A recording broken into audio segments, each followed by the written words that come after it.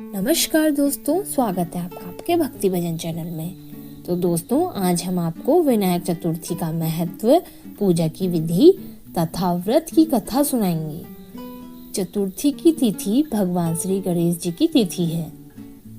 हिंदू धर्म ग्रंथों के अनुसार श्री गणेश जी की कृपा प्राप्ति से जीवन के सभी असंभव कार्य भी संभव हो जाते हैं।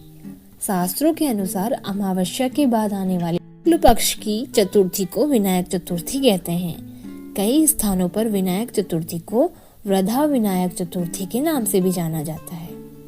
इस दिन भगवान श्री गणेश की पूजा दोपहर में की जाती है।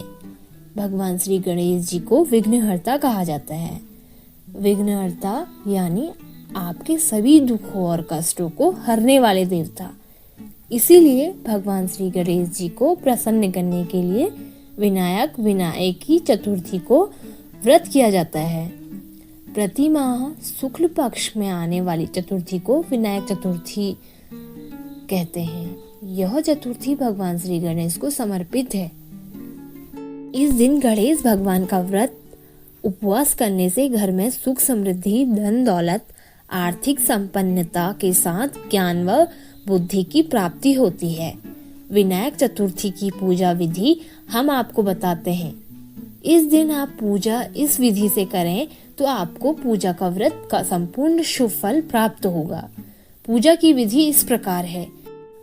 ब्रह्म मुहूर्त में उठकर नित्य कर्मों से निर्मित होकर स्नान कर उसके बाद आप लाल रंग के वस्त्र धारण करें।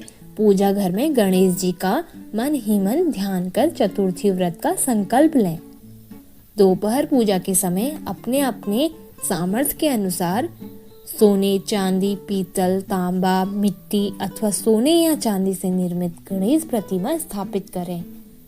पूजा करते समय पूरा दिया उत्तर दिशा की ओर मुंह करके बैठकर गणेश जी की पूजा स्थापना करें। गणेश जी के सामने कलश स्थापित करें। अक्षत, पुष्प, रोली, माला, मोदक, धूर्वा और पंचामृत भगवान गणेश जी को अर्पित करें। भगवान गणेश जी की विधि पूर्वक पूजन करें। गणेश जी की आरती कर उन्हें सिंदूर चढ़ाएं।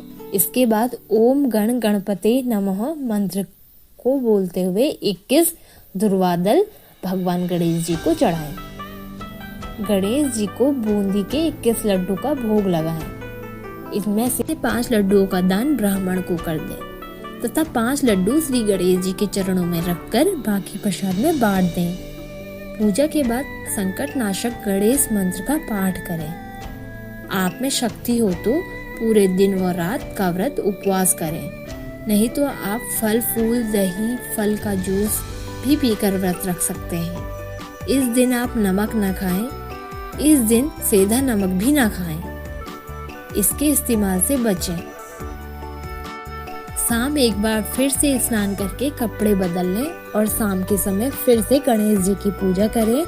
शाम की पूजा के बाद विनायक चतुर्थी व्रत कथा श्रद्धानुसार पढ़ें या सुनें। अब गणेश चालीसा, गणेश पुराण आदि भी इस दिन पढ़ सकते हैं। इसके बाद गणेश जी की आरती करें तथा गणेश जी के मंत्रों का ओम गण गणपति नमः मंत्र की माला जपें।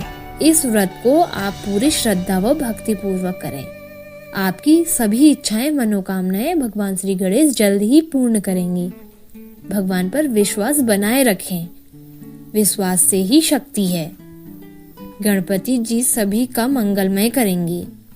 इस प्रकार से आप गणेश जी की पूजा करें, व्रत करें। विनायक चतुर्थी व्रत की कथा। हम आपको विनायक चतुर्थी व्रत की कथा सुनाते हैं। कथा इस प्रकार से है। एक बार भगवान शिव माता पार्वती के साथ नर्मदा नदी के किनारे बैठे थे। वहां माता पार्वती ने भगवान शिव से समय व्यतीत करने के लिए चौपार का खेल खेलना आरंभ किया। परंतु इस खेल में हार जीत का फैसला कौन करेगा, यह प्रश्न आया। तो भगवान शिव ने कुछ चीजें एकत्रित कर उस समय पुतला बनाकर उसकी प्राण प्रतिष्ठा की और पुत्र से कहा, बेटा हम चौपार खेलना चाहते हैं, तुम हार जीत का निर्णय करना। हम दोनों में से कौन जीता और कौन हारा।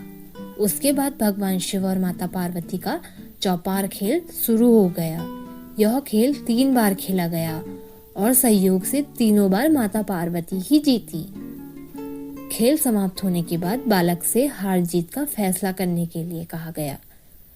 उस बालक ने महादेव को विजय बताया।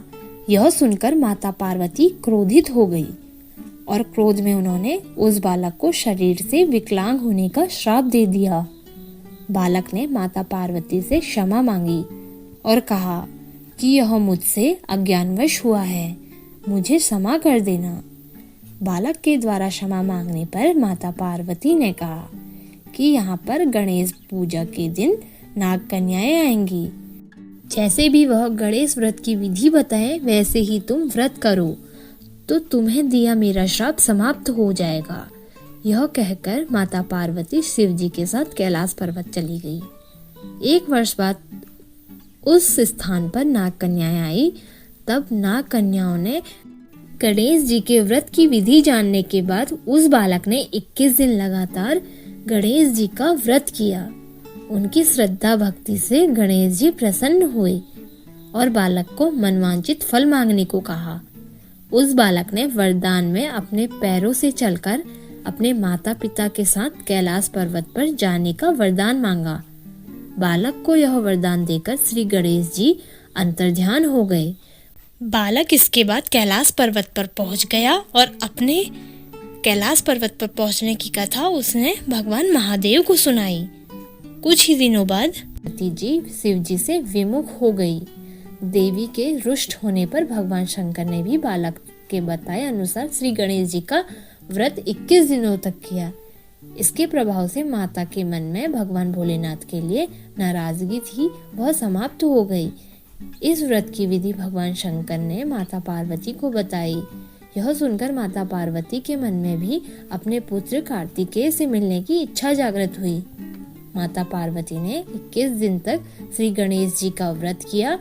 दुर्गा पुष्प और लड्डुओं से श्री गणेश जी का पूजन किया। व्रत के 21 दिन बाद कार्तिकेय स्वयं पार्वती जी के पास मिलने आए। उस दिन से गणेश चतुर्थी का व्रत मनोकामना पूरी करने वाला व्रत माना जाने लगा। इस प्रकार से विनायक चतुर्थी व्रत की पूजा विधि और कथा यह है। आपको हमारी वीडियो कैसी लगी कमेंट में जरूर लिखें। वीडियो पसंद आए तो लाइक और शेयर जरूर करें। हमसे जुड़े रहने के लिए हमारे चैनल को सब्सक्राइब करके वीडियो देखने के लिए आप सभी का धन्यवाद।